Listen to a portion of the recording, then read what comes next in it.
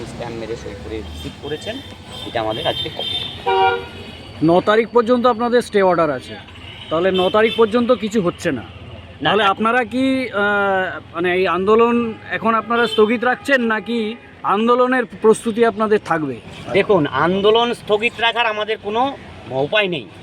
মানে আমরা চাইলেই এখন এটা তো নিশ্চিত নয় যে ওখানে আর উচ্ছেদ হবে না, এটা আমরা নিশ্চিত নয়।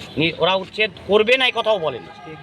আমরা স্টে অর্ডার কিন্তু পাইনি। 9 তারিখে কেসটা উঠবে, ওই দিন স্টে অর্ডারের বা যা অর্ডার আসবে এইটার উপরে আছে। এখন আমাদের দুটো পয়েন্টই আমরা চলছি। একটা আইনের পথে আমরা সেখানে আইনি যে যা করার আমরা সেটাতেও থাকবো, এবং তার সঙ্গে সঙ্গে যে আন্দোলন আমরা 29-এর পরে 29 তারিখ যখন নোটিফিকেশান দেয় তার পরের দিন আমরা এই মুভমেন্ট শুরু করি। এই মুভমেন্ট আমরা হকার উচ্ছেদ বিরোধী যে আইন আন্দোলন আমরা শুরু করেছি আরও তীব্রতর করব, আরও ঝাঁঝালো হবে এই আন্দোলন। আমরা এরপরে আরও বড় ধরনের কোনো কর্মসূচি নিতে চলেছি। আমরা এরকমও একটা ভাবছি যে আমরা কনভেনশনের মধ্যে যাব। আরও নাগরিক সমাজ এবং বিভিন্ন যে সংগঠনের সঙ্গে যারা যুক্ত আছে দল মত নির্বিশেষে সকলকে আমরা চাইছি, শুধু আমরা চাইছি আপনাদের ব্যানারটা ঘরে রেখে আসবেন। আমাদের এই যে উচ্ছেদ বিরোধী হকার ও নাগরিক কমিটি হয়েছে, এখানে সকলেই আসবে, সকলেই থাকবে।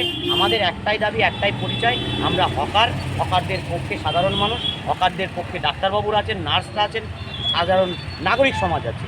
আমরা এভাবেই এই আন্দোলনটাকে এগিয়ে নিয়ে যাব। আন্দোলন আমরা ছাড়ছি না, আন্দোলন আরও তীব্রতর হবে।